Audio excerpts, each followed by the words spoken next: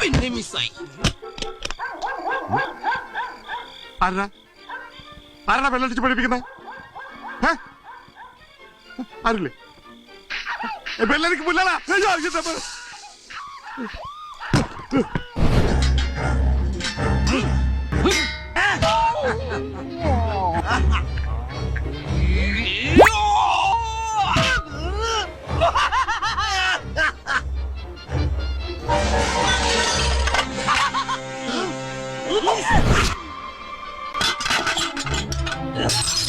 ഇവന്മാരെങ്ങനെ പുറത്തു പോകുന്നു?